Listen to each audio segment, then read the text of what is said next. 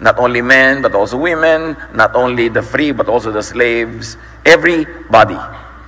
Jesus democratized heaven. Kasi nung araw, according to the teachings of the Israelites and according to how they interpreted their scriptures, kanila lang ang scriptures nila, kanila lang ang Diyos, kanila lang ang lahat ng mga bagay na ito. But Jesus did something very revolutionary. Tulad nung napilas yung kurtina sa templo, separating the Holy of Holies from the more common area, ang heaven, nilinaw ni Jesus na para sa lahat. Hindi lang para sa isang bansa, hindi lang para sa isang lahi, hindi lang para sa isang relihiyon. Christmas opened the gates, which had always been opened, but people thought was exclusive to a certain type of culture and people only. God sent Jesus to be human like us. John 1:14, the Word became flesh and made His dwelling among us. So the incarnation of the Spirit, God, Jesus, into the human Jesus is very much explained in John chapter 1. However, not everybody is warm to this idea. Hindi naman lahat ay naniniwala ng pre-incarnation divinity ni Jesus, ang pre-existence. Marami silang mga tanong-tanong. Of course, we believe in that. But at the very least, especially to those who minimize the pre-incarnate divinity of Jesus, at least in the resurrection, God divinized Jesus. So whether pre or before or during, God made Jesus very, very special. 1 Corinthians 15, 42 to 44, the body that is sown is perishable, it is raised in glory. It is sown in darkness, in weakness, it is raised in power. It is raised a spiritual body.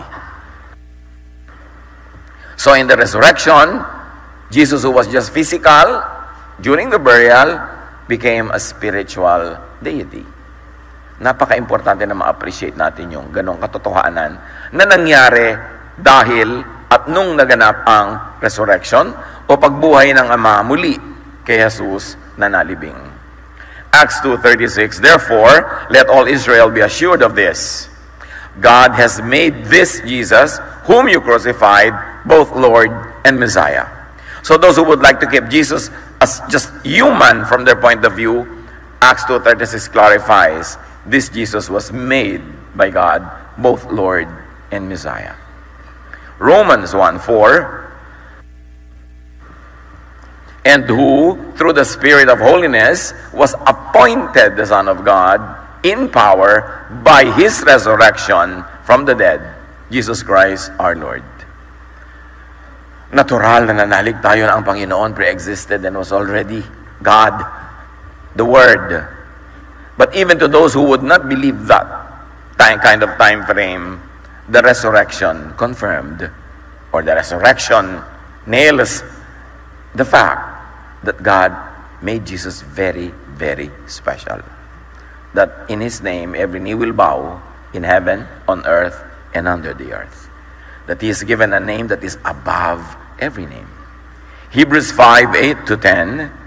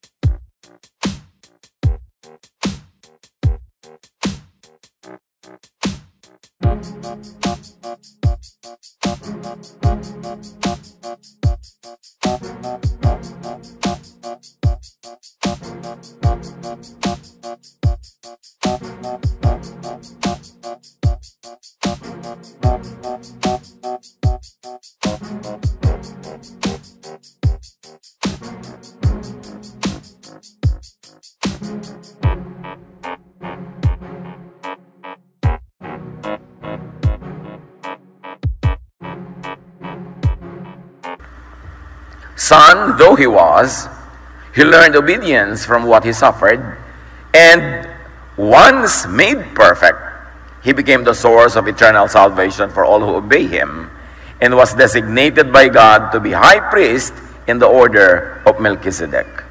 All of these are affirming, confirming, emphasizing that the resurrection made Jesus very, very special.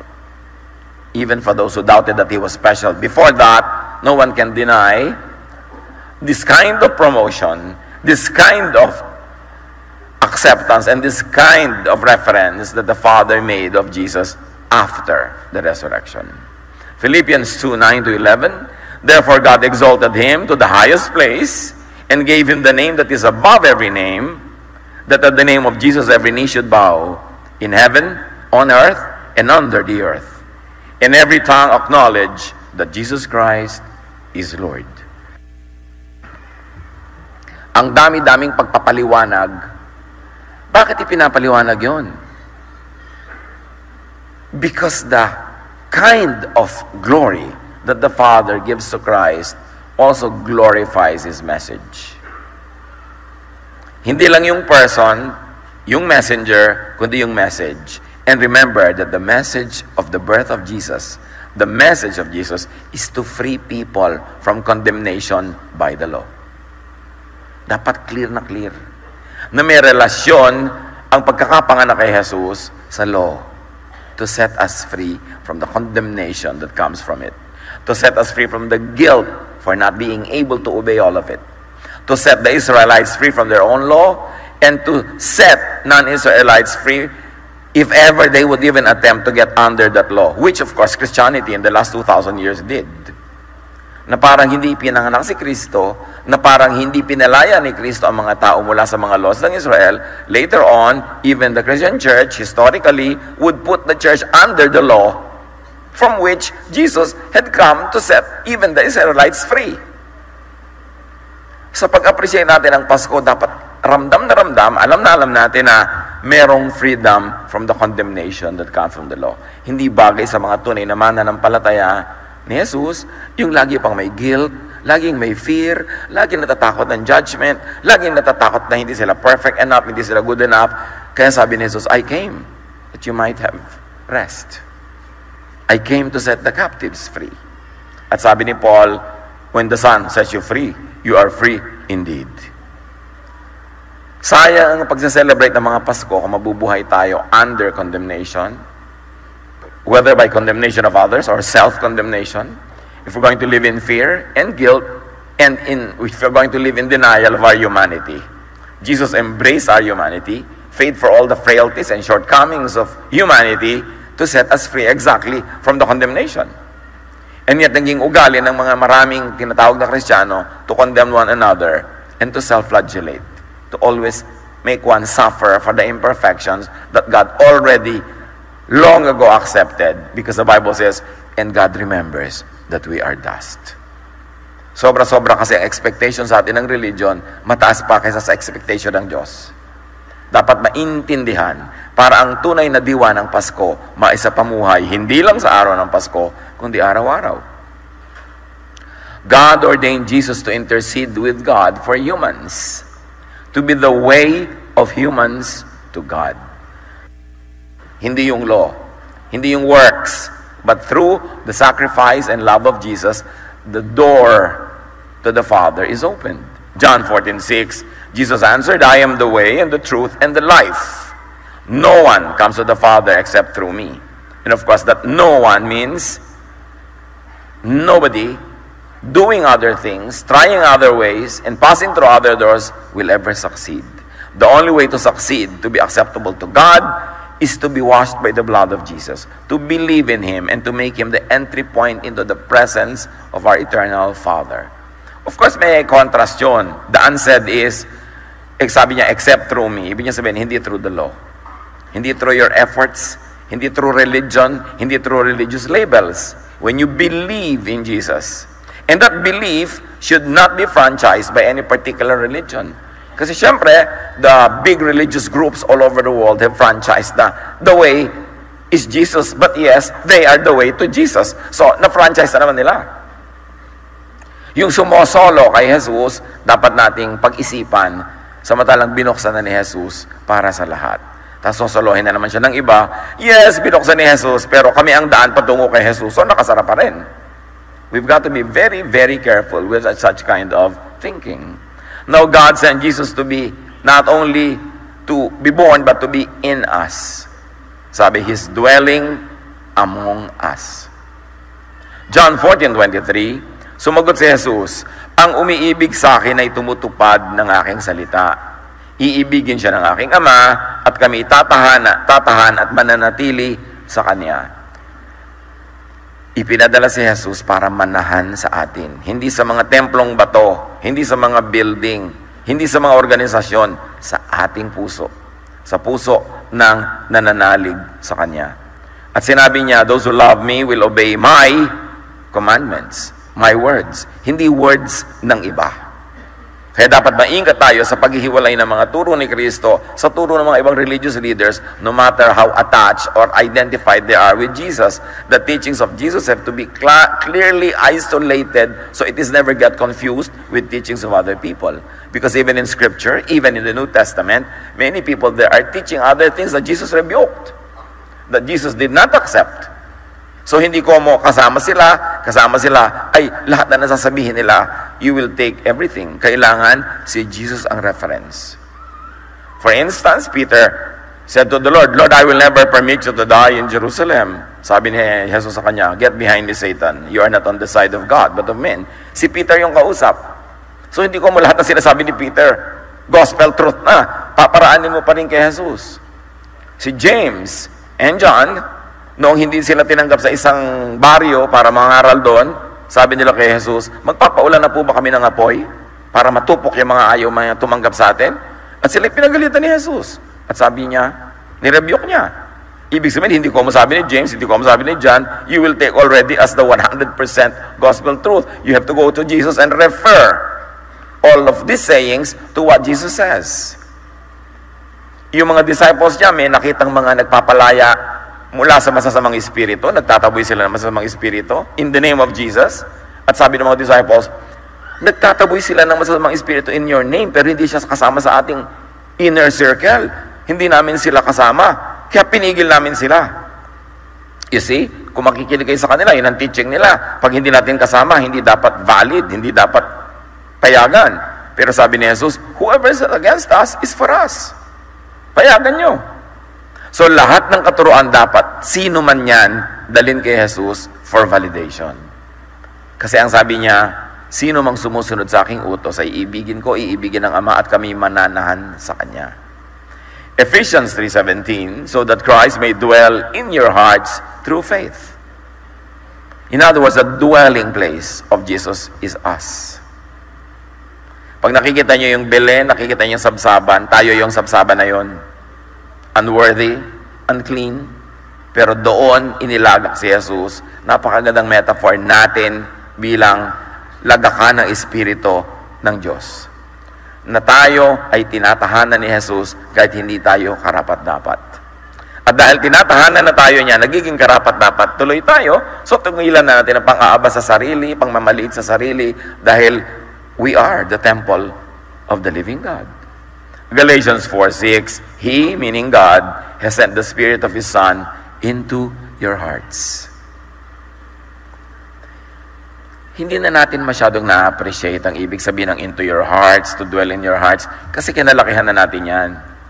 Pero kung kayo'y lumaki sa Israel, in the traditions of the Jews and in their religious doctrines, ang tinatahanan sa kanilang paningin ng Diyos, sa paningin nila, ang tinatahanan ng Diyos ay yung templong bato nila. Yun ang tahanan ng Diyos, hindi ang puso nila. Hindi nila bit ang Diyos kahit sila magpunta, dahil lahat sa templo. Kaya kahit saan ka nakatira, dapat umuwi ka doon, nagpipilgrimage ka doon, dahil nandun ang Diyos. Kaya hindi nila pinapayagang may ipasok doon anumang bagay na sa tingin nila ay marumi.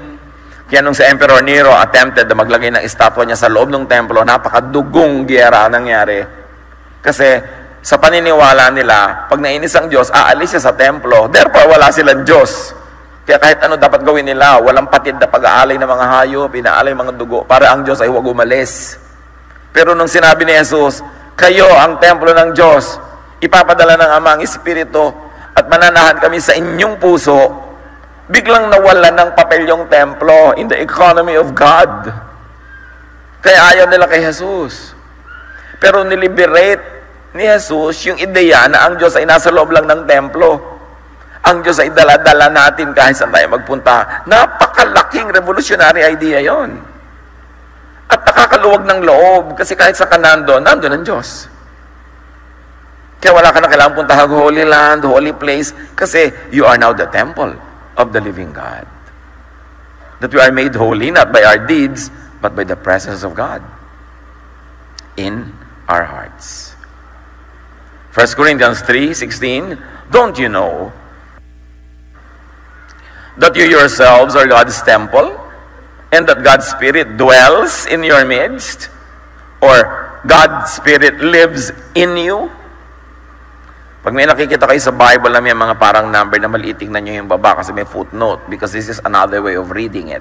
Because the Bible translation chose this translation, but if they are worth their scholarship, they will tell you actually may other ways to translate it. Naka-footnote sa baba. Kaya yung dwells in your midst can also be said as lives in you. In you mismo. To say that now, parang baliwala, sanay na tayo. But to say that during the time of the Lord, can you imagine what the temple would do to you? Na ikaw na pala ang templo ngayon ng Diyos, di magagalit sa'yo siyempre yung mga priest. That's exactly what Jesus did. It has always been like that. But the Lord made it very clear, once again, that God loves all people. That God will inhabit anybody who believes. And after the time of Christ, who believes through His Son. Bakit kailangan ipadala yung anak? Kasi for many centuries, hindi clear kung paano ka pupunta sa Diyos. Kaya kailangang linawin yun. Dahil nga sa mga Israelites, ang naging paraan nila, mag-alay ng walang katapusang alay ng mga hayop para sila maging acceptable. Kaya ang unang-unang ginawa ni Jesus, pagpasok niya sa Jerusalem, akala nila magde-declare siya ng revolution against Rome. No. He went to the temple, itinaboy niya yung mga nagtitinda ng mga hayop. Itinaboy niya yung mga money changers. Kasi ang una niyang binasag talaga is the concept of sacrifice. The concept of blood sacrifice and buying all these kind of animals that you could use for sacrifices. Dahil yun ang goal niya. Tanggalin yung pagiging middleman ng temple between God and humans. Kasi parang middleman yung temple eh. Hindi ka pupunta sa Diyos kung hindi ka dadaan sa Kanya. At ang Diyos hindi ka i-bless kung hindi dadaan sa temple. Franchise. Kaya lang, sadly, after the Lord went to heaven, the so-called church that was founded and named after Him, mga Christian churches, ibinalik nila yung franchise. Hindi ka na naman pwedeng dumiretso sa Diyos, dadaan ka na naman sa simbahan. Hindi ka na naman pwedeng dumiretso sa Diyos, dadaan ka uli sa mga ritual.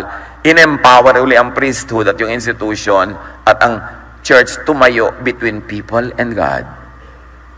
Kaya napakahalagang unawain na ang misyon ni Jesus, idiretso ang koneksyon ng Diyos sa tao.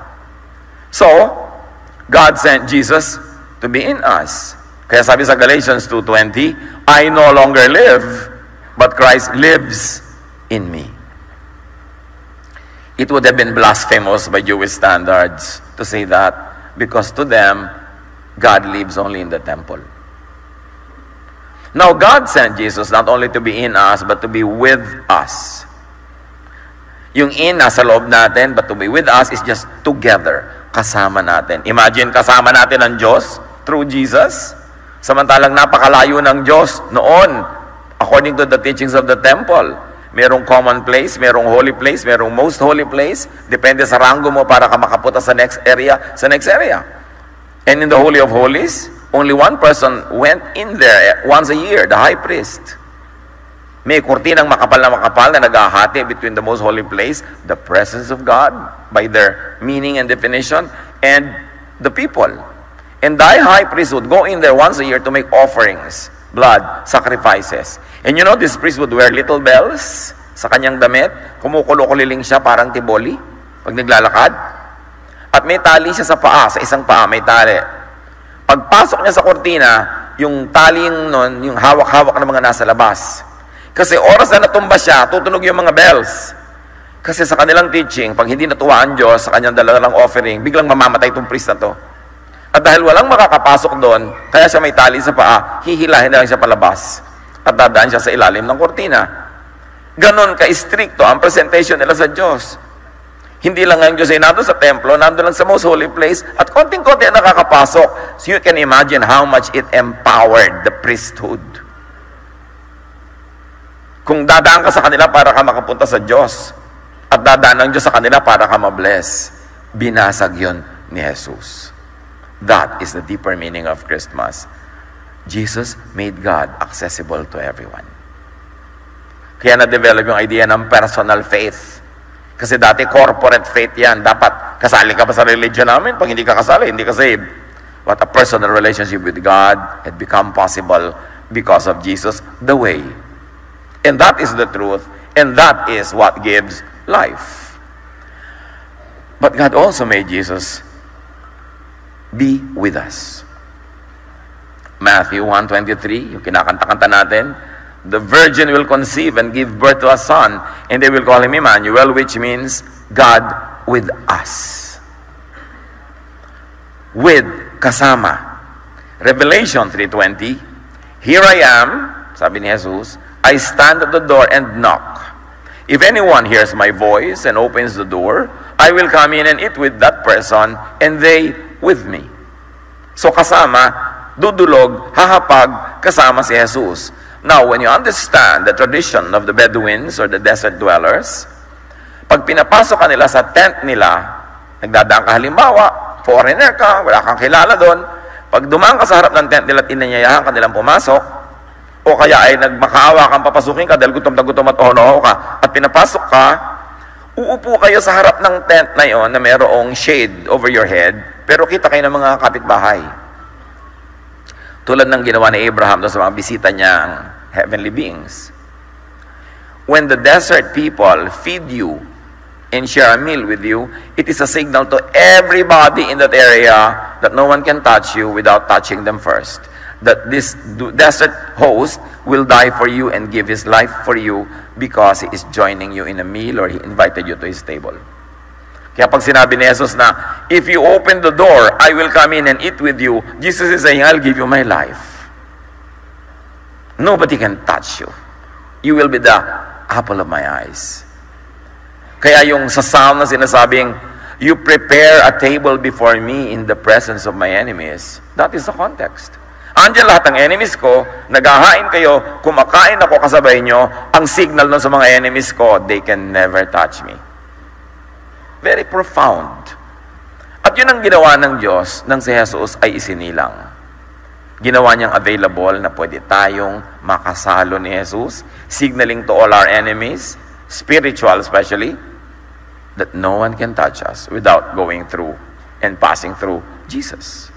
Revelation 21:3, and I heard a loud voice from the throne saying, look, God's dwelling place is now among the people, and He will dwell with them. They will be His people, and God Himself will be with them and be their God. Many people like to interpret Revelations as not yet happening or happening in the far future, but many informed scholars think that the Revelations and the information about it and all of its teachings had already happened in the first century. Research on that and look at the possibilities. But in any case, whatever the timing of the materialization of all of these teachings, when Jesus was born, God is already with us. Clarified, and the life of Jesus was spent, given to honor this commitment of the Father through Jesus.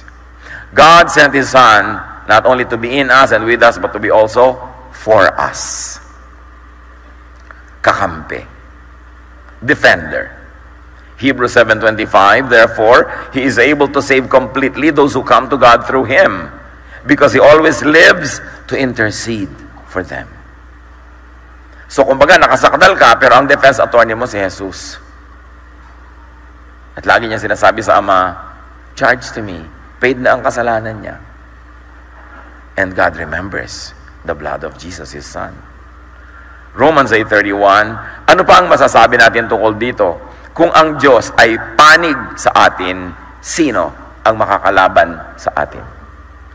You see, panig, kalaban, para siyang hearing, parang may case.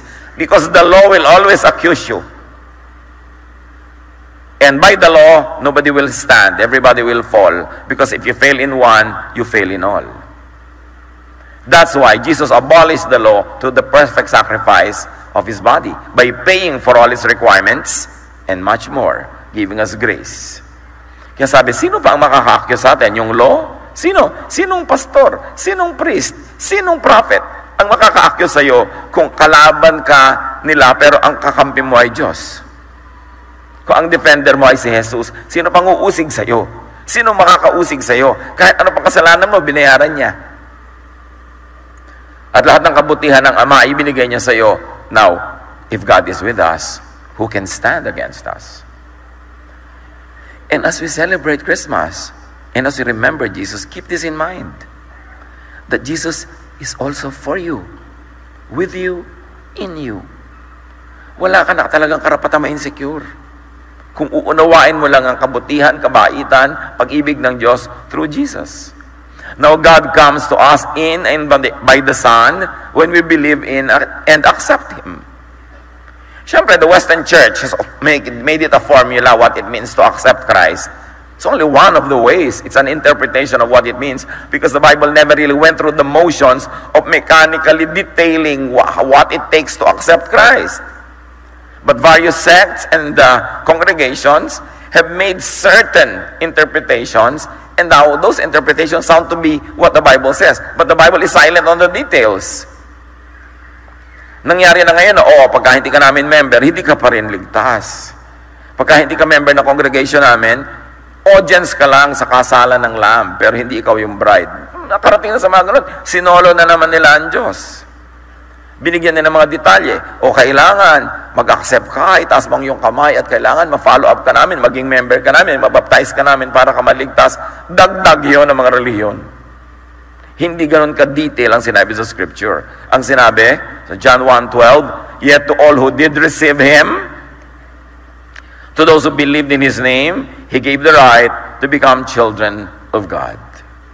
People of God, enjoy the space in the definition and interpretation of what it means to receive Jesus. Do not be confined by the detailed manuals of the congregations of how it is and what it means to accept Jesus, na ang ending is to be their member.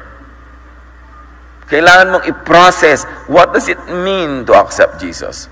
What did it mean to the people in the first century who accepted Jesus and followed Him? What happened to their lives? What did they do and not do?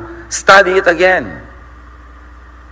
Don't be taken by the manuals of the organized religions na ang ending lang talaga sila ang may franchise. Because Jesus sets us free. You've got to learn to enjoy this freedom, not to be told by religions exactly what to do and how to do it. Ang mga tao naman kasi ang hilig-hilig, Pastor, ano pong gagawin ko sa ganito? Ano pong gagawin ko sa ganun? Magpasya ka, manalangin ka, makipagniig ka sa Diyos at magpasya ka. Kung sabihin ko sa iyo, kumain ka ng bote. Kaya ang dami-daming naaabuso Inaasa lang nila sa mga religious leaders nila ang lahat ng pag-iisip, ang lahat ng pagdarasal, at lahat ng pagpapasya. Hihiwalayan ko po ba ang asawa ko o hindi? Ikaw lang ang nakakaalam kung anong mararating pag hiniwalayan mo, kung hindi mo hiniwalayan. Because no matter how much I counsel you, and no matter how much you confide in me, there are so many things I don't know. That the work of a true counselor is just to equip you to study the situation and make the best choices based on your best knowledge of Jesus. But nobody should tell you what to do. Hindi nila naintindihan yan. Pag napatapat ka pa sa mga pastor na sobrang conservative, kababa.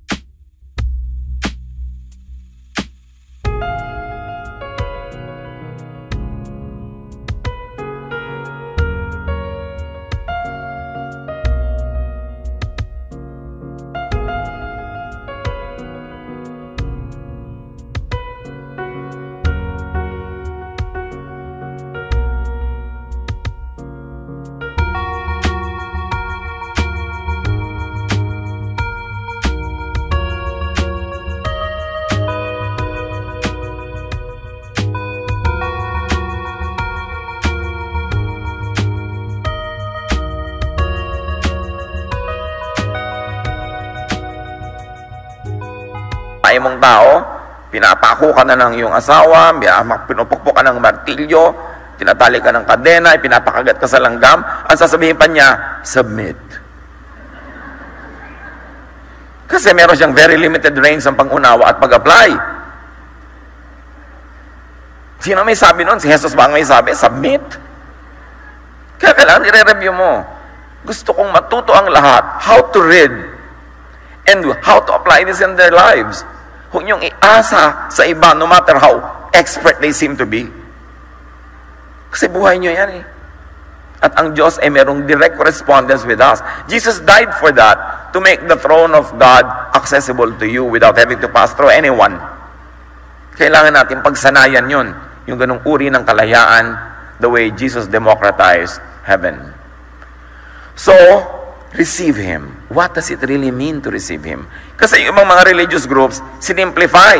Bow your head, confess your sin, repeat after me, raise your hand, and voila, wow, you are saved already. Ikaw ay nagtataka 1 or 2 days later, bakit wala naman nangyari sa buhay ko? Tanda ko noong April 17, 2015, tinanggap ko sa Luneta pa nga. Ibig sabihin nyo talagang yumuko ka, nagganong-ganong ka, yun na? O meron pang iba?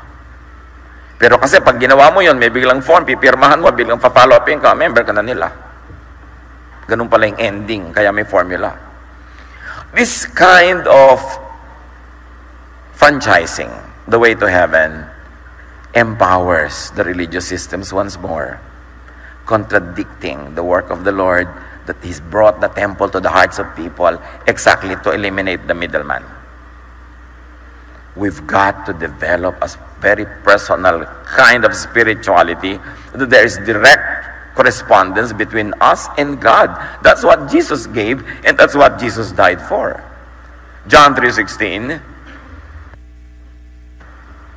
For God so loved the world that He gave His one and only Son, that whoever believes in Him will not perish, but have eternal life. What does it really mean to believe in Jesus? Once more, marami kasi ikinambal dyan ng mga religions what it means to believe. It also means to believe in them, in their system, to believe in their uniforms and in their rituals. Kasama ba talaga yun o dinagdag lang nila? Is it really in the name of Jesus that you believe in? Or it is so blurred because the name of Jesus is mixed with many other names and there's one salad of faith that is so confusing. Kaya dapat laging alamin ang tunay na mga turo ni Kristo, ihiwalay yan sa marami mga ibang turo, para alam mo kung kailangan mong pumili. Kasi may mga religious leaders, even in the New Testament, mas mahigpit kay Jesus. Habang sinasabi ni Jesus, accept everybody, release them from Satan, meron naman nagsasabing, give them to Satan, kasi hindi yan nadidisiplina. So, pagka ganon, dapat di ka nalilito kung sino susundin. Sino bang namatay for you? Sino bang anak ng Diyos? Whose name is it that is above every name? Pag may nagsasabi kay Jesus na I will never allow you to die in Jerusalem, you must know, ay, Peter, yan. Hindi yan ang sabi ni Jesus. Kailangan equip tayo sa ganon. Kasi pag sinunod mo ang lahat ng akala natin ay mga marurunong at maka-Diyos, kuminsan napakalaking kalituhan ang nagaganap sa ating buhay. I-test mo yan. Ang result ba ay restful, loving, kind, nakakapagpabait? Pagka ganon, mga kay Kristo yun. Pero maraming religious teachings na ang nagiging bunga sa'yo, natatakot ka, sumusungit ka, nawawalan ka ng tiwala, nagkakaroon ka ng mga pangamba, nagiging judgmental ka sa iba, malupit. Alam mo na hindi si Jesus ang sinusunod mo dyan. Kasi hindi ka dadali ni Jesus sa ganyan. Kaya kailangang manuri. God comes to us and in us by the Son when we call on His name. Now, kailangan ba talaga sabihin mo yung name na Jesus, Jesus, Jesus? O, pag may ginagawa ka na ang diwa ayon sa diwa ni Jesus, you're actually calling in His name without verbalizing it. Kaya mga iba, sobrang makasunod dito, in the name of Jesus. In the name of Jesus, in the name of Jesus. Mga mantika, huwag ka tatalisik sa akin, magigisa ako, in the name of Jesus. Yung naging laruan yung name of Jesus, may papalayasin, in the name of Jesus, papasa ka. Naging parang ganun ba yun? Pag hindi tuloy siya pumasa, nagdududa siya kung ano ibig sabihin ng name of Jesus. Because we oversimplify what the name means, and it's mentioned. So when you do something that is in compliance with the spirit of the teaching of Jesus, Whether or not you verbalize the name, you are doing it in His name. Kailangan itaas natin yung level ng spirituality natin beyond cartoons, beyond what comic books can illustrate. Kasi profound, malalim, mataas ang mga diwa na yan. Romans 10:13, everyone who calls on the name of the Lord will be saved. Again, kailangan ba yan physical? Or I can call on the name of the Lord without even saying the word? Can I do it spiritually? Of course. Malalim. Ang mga salita ng Diyos parang kakanina sapin-sapin. Maraming layers of meaning. Maraming level of understanding. But what is important is God came in and by the Son. The Son came in and came us, the Spirit, at Pentecost when the Holy Spirit was given. Kaya litong-lito ang mga tao, sino po ba kasama natin ngayon? Ang Holy Spirit o si Jesus? Kailangan ba talaga nating hiwain at scrutinizein, paghiwalayin yung Holy Spirit at yung si Jesus? Kasi sabi ni Jesus, I'm going to be with you. Pero sabi din niya, I'm going to send the Holy Spirit to be with you. So ang tanong ng mga iba, sino nang kasama natin? Si Holy Spirit o Jesus? Huwag mo nang problemahin pa sabi kasama ka. At si Jesus yun dapat o ang Holy Spirit, huwag na iba ha. But the point is, don't be too technical. Sabi din sa Bible, I speak in human terms because of your natural limitation. In other words, when the Bible uses human language, human words, human terminologies, huwag niyong itali at i-confine yung meaning na diwa at mataas doon sa salitang mababa dahil salita lang yun ng tao. So the word that is being used could only be an entry point into a higher idea. Do not trap and limit the idea to the word which is earthbound and only a human language. Ha? Ano yun? Aywan, naintindihan niyo ba? Huwag niyong ikulong yung matataas na idea represented by words because the words are limited. So, huwag niyong pagtalunan yung word. Lampasan nyo yon para makarating kayo sa high idea. Tulad nun, sino ba kasama mo? Holy Spirit o Jesus? Words yun eh. Pero ang mahalaga, pinangako niya na makakasama natin siya. Nagpangako siya na ipakasama niya yung Holy Spirit. At nangako siyang babalik siya agad at darating siya agad. Ang tanong, nung dumating ba ang Holy Spirit sa Pentecost, yun na rin yung pagdating ni Jesus. Dahil sabi niya, ipapadala ko yun eh. So dumating na ba talaga siya? These are the issues that we must always deal with. Do not always follow the overly simplified theologies coming from the West. Na linear lahat, ito mangyayari sa ganon, sa ganyan, sa ganyan. Idea lang nila yon, interpretation lang nila yon. That is not solid scripture. It is their interpretation of scripture. Very, very important to understand God in ways beyond human words and human logic. And that is where our spirit can speak with the Spirit of God beyond human words. Kaya maganda yung prayer din na hindi verbalized. Yung nananahimik ka lang, nananalangin ka na pala without words. Lalo kung group prayer, may nagli-lead pa, tas iba yung pronunciation, nalilito ka pa. Di ba yung maganda nananahimik ka, pray in the Spirit without having to go through words. Pwede ka bang manalangin ng isang split second? Kung kayang sabihin ng Espiritu mo yun sa Diyos in 1 split second, and it would take 3 minutes to say it with words, why don't you pray in Spirit? Some people, pag nagbawa lang silang ganon, sasabihin ng anak, ang iksi ng prayer mo, Mami, nag-pray na ako in the Spirit, anak. Yung kasi kaya mo naman yun eh. Nalalampasan ng Spirit yung speed ng human words. At dapat natin i-develop yung ganong spirituality, hindi lahat nakikita, nadidinig. Dahil ang Pasko, mas marami pang kahulugan. Basta ang ending, pumapayapa ka, bumabait ka, nagiging loving ka, dapat ganun. But to be very technical sometimes, baligtad yung nagiging result niyan eh. Now, John 14:16-17, sabi ni Jesus, and I will ask the Father, and He will give you another advocate to help you and to be with you forever, the Spirit of truth. And yet sabi ni Jesus, I will be with you till the end of time. So, huwag na nating problemahin kung sino at alin. Ang mahalaga, ipinangako ni Jesus na may kasama tayo. You know Him, sabi ni Jesus, for He lives with you and will be in you. However, Hebrews 13:5, never will I leave you, never will I forsake you.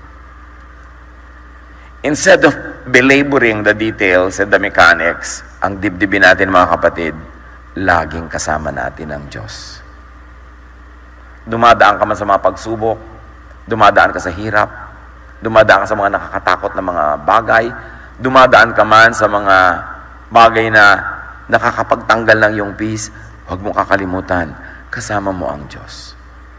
Mula nang ibinigay si Jesus, walang saglit, walang minuto, walang oras na nawala siya. Hindi katulad nung sa temple sa Jerusalem na kuminsan, daang taon na wala doon ang Diyos sa paningin nila dahil meron silang nagawang hindi nagustuhan ng Diyos.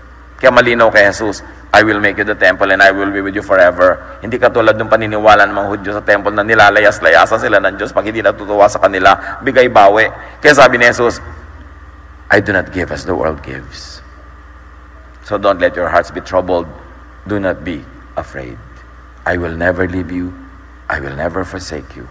Ano man ang kalagayan mo ngayon, kapatid, dibdibin mo yung katotohanan na yun. Na araw-araw talaga, Pasko. Kumisan lang, nalilingat tayo, nalilimutan natin yon.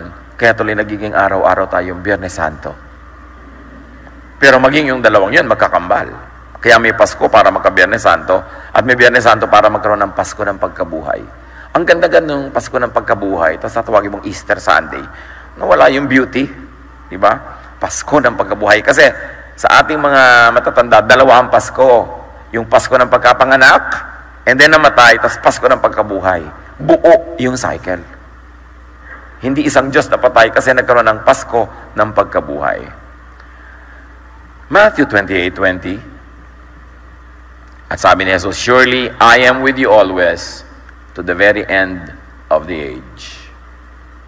Hindi pa alis-alis tulad nung araw sa temple sa paningin ng mga Israelites. Now, there's a very interesting play with words here. Yung sabi ni Jesus, I will be with you always to the end of the age. Yung sa Greek, yung end of the age, is written this way. Huwag nyo na ipabasa sa akin at baka malito lang tayo lahat. But it reads, Telostis ilikias. If you're going to read in the usual way we read it, Latin words, it means end of time. End of a period, end of an era, not end of the planet. Gusto kong isiksik sa isip niya yan. Pag sinabi ni Jesus, I will be with you always till the end of time, till the end of the period, till the end of an era, hindi niya sinabing end of the world. Because in the ancient way of counting time, they counted time in cycles. So a cycle can end, but it doesn't mean time ends. How can you end time? Kaya nung araw, a few years ago, natakot na maraming tao dahil sa Mayan calendar, last days na, mag-e-end na yung mundo according to the Mayan calendar. Pero hindi nag-end. So sabi na, hindi pala totoo yung Mayan calendar. Pero ang daming natakot. But the point is, to the Mayans, it's the time that